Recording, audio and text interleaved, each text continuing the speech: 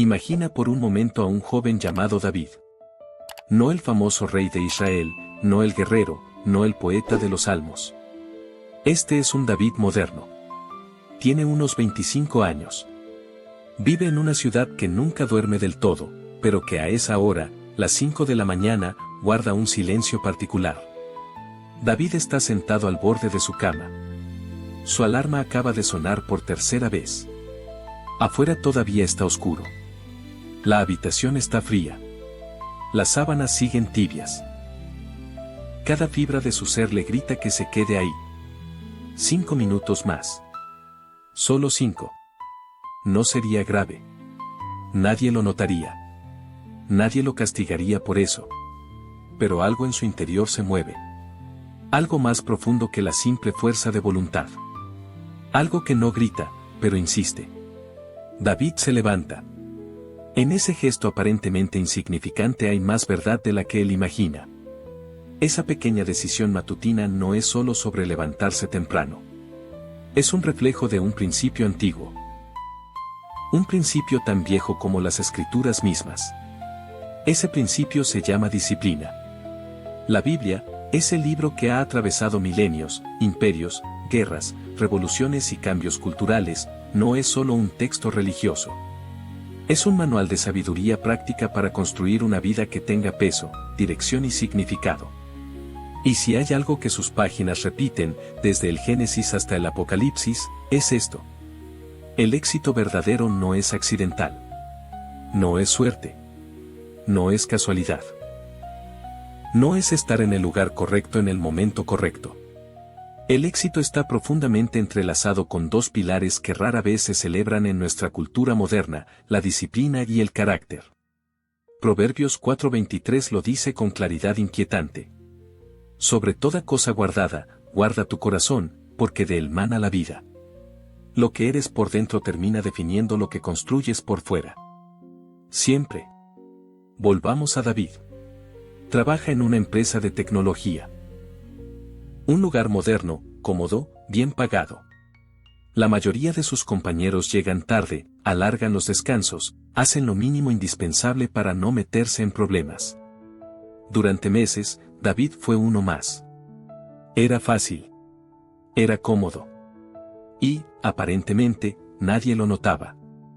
Pero por dentro algo comenzó a vaciarse. Una sensación persistente de estar desperdiciando algo que no volvería. Su tiempo, su energía, su potencial, su vida. Una noche, casi sin intención, abrió una Biblia vieja. Un regalo de su abuela. Un objeto que había estado más como recuerdo que como guía. Sus ojos cayeron en Colosenses 3:23. Y todo lo que hagáis, hacedlo de corazón, como para el Señor y no para los hombres. No fue una frase inspiradora. Fue un golpe. David entendió algo que nunca antes había considerado. Su trabajo no era solo su trabajo. Era una expresión de quien estaba decidiendo ser. No se trataba de impresionar a su jefe. No se trataba de competir con sus compañeros. Se trataba de vivir con excelencia, incluso cuando nadie aplaudía. La disciplina bíblica no es rigidez ni castigo. No es vivir bajo reglas para ganar aceptación. La disciplina bíblica es entrenamiento. Es entrenar la mente para pensar con claridad. Es entrenar el cuerpo para servir con constancia. Es entrenar el espíritu para mantenerse alineado con un propósito mayor.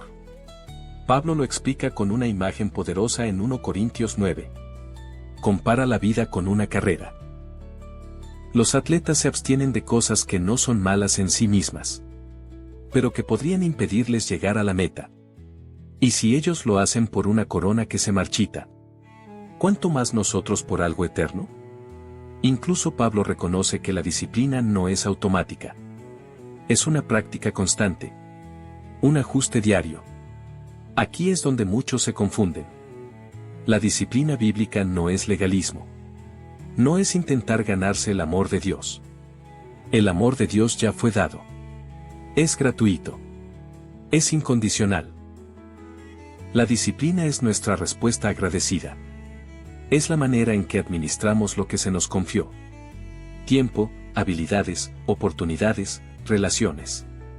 Jesús lo ilustra con la parábola de los talentos. 3 siervos reciben recursos. 2 los desarrollan con esfuerzo. 1 los entierra por miedo. El problema no fue la falta de talento. Fue la falta de mayordomía. Con el tiempo, la disciplina comenzó a moldear algo más profundo en David. Su carácter. El carácter no es lo que dices que eres. Es lo que haces cuando nadie está mirando. David empezó a llegar temprano, no para ser visto, sino porque la excelencia se convirtió en su estándar personal. Respondía correos con cuidado. Ayudaba sin esperar reconocimiento. Reconocía errores en lugar de esconderlos. Al principio nadie aplaudió. Algunos incluso se incomodaron. Pero algo cambió. Primero dentro de él. Luego a su alrededor. La Biblia está llena de personas cuyo carácter fue probado en circunstancias injustas. José es uno de ellos. Vendido por sus hermanos. Acusado falsamente. Olvidado en prisión. Y aún así, su carácter permaneció intacto. Génesis 39 dice: Jehová estaba con José, y fue varón próspero. Incluso en la cárcel. Incluso en la injusticia. Desarrollar carácter duele. Exige decir no cuando sería más fácil decir sí. Exige integridad cuando nadie la recompensa. David lo aprendió 6 meses después de su cambio. Su jefe le pidió alterar unos datos. Una mentira pequeña. Una práctica común. David sintió el peso de la decisión. Podía perderlo todo. Pero recordó Proverbios 10:9. El que camina en integridad anda confiado. No durmió bien esa noche. Pero al día siguiente habló con firmeza y respeto. No fue despedido. Fue observado. Semanas después, su nombre surgió en una promoción. No por suerte. Por fidelidad. Entonces surge la pregunta clave. ¿Qué es el éxito según la Biblia? No es fama. No es poder. No es comodidad. Josué 1:8 lo define así. Alinear la vida con la sabiduría de Dios. Un éxito integral. Paz interior. Relaciones sanas. Propósito claro. Jesús fue directo. ¿De qué sirve ganar el mundo y perder el alma? El éxito sin carácter colapsa. El éxito con carácter permanece. Pasaron 2 años. David ahora lidera un equipo. Pero su mayor logro no es su cargo. Es la persona en la que se ha convertido. Un antiguo compañero lo busca. Está roto. Vacío. ¿Cómo lo haces?, le pregunta. David no da una fórmula. Comparte una vida. Este es el éxito bíblico más profundo. No se queda en uno mismo. Se multiplica. Como dice 2 Timoteo 2:2. Lo que has recibido, entrégalo a otros. Este camino no evita el dolor. Job fue íntegro y sufrió. Pablo fue fiel y fue encarcelado. Pero la disciplina y el carácter permiten atravesar el sufrimiento sin perder el alma. Santiago lo dice con claridad. Las pruebas refinan. Así que el viaje comienza hoy.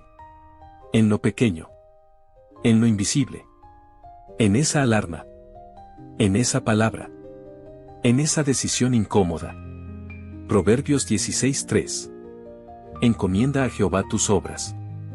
Y recuerda. No estás solo. Dios produce el querer y el hacer. Esta noche, cuando cierres los ojos, recuerda que mañana hay otra oportunidad. No para ser perfecto, sino para ser fiel. Porque al final, no importará cuánto acumulaste, sino quién llegaste a ser. Ese es el éxito que la Biblia enseña. Y ese camino comienza hoy. Dime cómo lo sé. Su padre, un hombre que siempre había sido una roca, un pilar de fortaleza, acababa de ser diagnosticado con una enfermedad grave. Los médicos le daban 6 meses, quizá 1 año si tenía suerte. David sintió que el mundo se detenía. Todas sus metas profesionales, todos sus logros, todo lo que había construido con tanto esfuerzo, de repente parecía pequeño, frágil, temporal. Esa noche, David volvió a abrir la Biblia. Esta vez sus ojos cayeron en Eclesiastés 3:1. Todo tiene su tiempo, y todo lo que se quiere debajo del cielo tiene su hora. Y luego siguió leyendo. Versículo 2, tiempo de nacer y tiempo de morir. Las lágrimas comenzaron a caer sobre las páginas. Aquí es donde la disciplina y el carácter enfrentan su prueba más severa.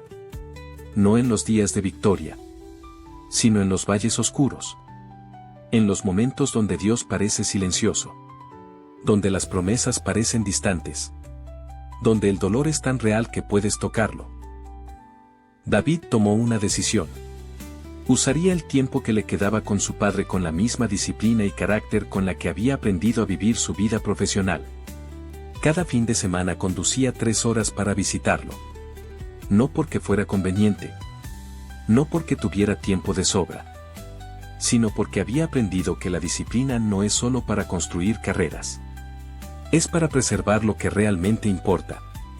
En esas visitas, su padre le compartió algo que David nunca olvidaría. Hijo, pasé 40 años construyendo una empresa. Trabajé 7 días a la semana. Perdí tu infancia. Perdí aniversarios con tu madre. Y ahora, al final, me doy cuenta de que lo único que realmente construí fueron edificios y cuentas bancarias. Pero tú estás construyendo algo diferente. Estás construyendo un alma. Esas palabras quedaron grabadas en el corazón de David.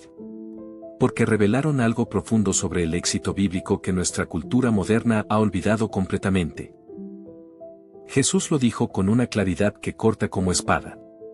No os hagáis tesoros en la tierra, donde la polilla y el orín corrompen, y donde ladrones minan y hurtan, sino haceos tesoros en el cielo. ¿Qué son esos tesoros? No son invisibles en el sentido de que no importan aquí y ahora. Son el carácter que desarrollamos. Las vidas que tocamos. La integridad que mantenemos cuando cuesta. El perdón que ofrecemos cuando duele. La fidelidad que practicamos cuando nadie aplaude. Esas cosas van contigo más allá de esta vida. Esas cosas son eternas. David comenzó a ver su trabajo bajo una luz completamente diferente. Ya no era solo sobre cumplir metas trimestrales o impresionar a los ejecutivos. Era sobre ser una persona de tal carácter que cuando otros lo vieran algo diferente. Algo que no se puede comprar. Algo que no se puede fingir. Proverbios 22:1 dice: de más estima es el buen nombre que las muchas riquezas, y la buena fama más que la plata y el oro. Tu reputación, tu carácter, lo que la gente dice de ti cuando no estás presente, eso es riqueza verdadera. Y esa riqueza solo se construye con años de decisiones consistentes. Pequeñas victorias diarias. Integridad en lo oculto. Fidelidad en lo insignificante. Un día, durante una de esas visitas a su padre, David encontró una caja vieja en el garaje. Dentro había cartas. Docenas de ellas. Escritas a mano. Eran cartas que su abuelo le había escrito a su abuela durante la Segunda Guerra Mundial. David se sentó en el piso polvoriento y comenzó a leerlas. Una en particular le llamó la atención. Decía: mi querida esposa, hoy enfrentamos otra batalla. No sé si sobreviviré mañana.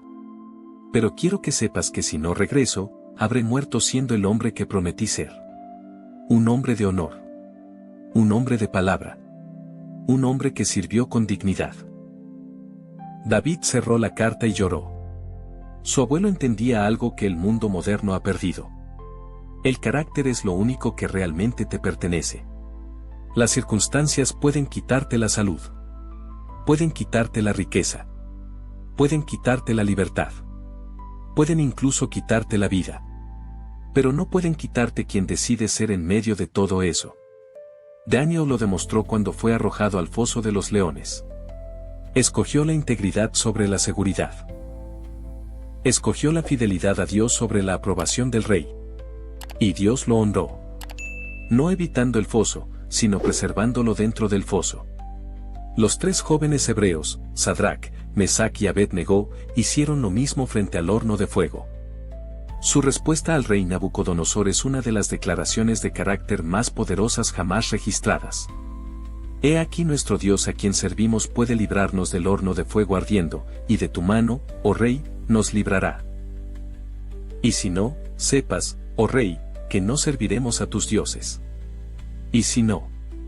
Esas 3 palabras lo cambian todo. Su fe no dependía del resultado. Su carácter no estaba condicionado a ser rescatados. Harían lo correcto independientemente de las consecuencias. Eso es carácter bíblico en su expresión más pura. El padre de David falleció un martes por la tarde. Fue pacífico, rodeado de familia.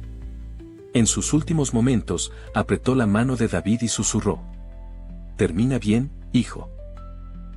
No importa cómo empieces, termina bien. Esas fueron sus últimas palabras. Y David las llevó como un estandarte. Porque la Biblia está llena de personas que no comenzaron bien, pero terminaron bien. Pedro negó a Jesús 3 veces. Pero terminó siendo un pilar de la iglesia primitiva. Un líder valiente que eventualmente murió mártir por su fe. Marcos abandonó a Pablo en su primer viaje misionero. Pablo quedó tan decepcionado que se negó a llevarlo en el siguiente viaje. Pero años después, Pablo escribió desde la prisión: trae a Marcos contigo, porque me es útil para el ministerio. Marcos terminó bien. Incluso escribió uno de los 4 evangelios. La disciplina y el carácter no son sobre perfección. Son sobre dirección. Son sobre levantarte cada vez que caes. Son sobre aprender de tus fracasos en lugar de ser definido por ellos. David enfrentó su propia prueba de esto un año después de la muerte de su padre. Cometió un error significativo en el trabajo. Un error que le costó a la empresa cientos de miles de dólares. Podía intentar esconderlo. Podía señalar a otros. Podía inventar excusas. En cambio, convocó una reunión con los líderes de la empresa. Y con voz temblorosa pero clara, dijo: este error fue mío. No tengo excusas. Asumo completa responsabilidad. Y aquí está mi plan para corregirlo y asegurarme de que nunca vuelva a suceder. El silencio en la sala fue ensordecedor. Esperaba ser despedido. En cambio, el CEO de la empresa se levantó, caminó hacia él y le extendió la mano. En 20 años dirigiendo esta compañía, dijo, nunca había visto a alguien poseer un error de esta magnitud con tanta integridad. Eso me dice más sobre tu carácter que cualquier éxito que hayas tenido. David no fue despedido. Fue ascendido 6 meses después. No a pesar de su error, sino en parte por cómo lo manejó. Proverbios 24:16 cobra vida aquí. Porque 7 veces cae el justo, y vuelve a levantarse. No se trata de no caer. Se trata de cómo te levantas. Ahora bien, seamos absolutamente claros sobre algo crucial. Todo lo que hemos hablado hasta ahora, disciplina, carácter, integridad, puede sonar como una carga imposible. Como si tuvieras que ser perfecto para ser aceptado. Nada más lejos de la verdad bíblica. La gracia es el fundamento. No la ley. No el desempeño. La gracia. Efesios 2, 8-9 es cristalino. Porque por gracia sois salvos por medio de la fe, y esto no de vosotros, pues es don de Dios, no por obras, para que nadie se gloríe. Tu valor ante Dios no está en tu disciplina. Está en Cristo.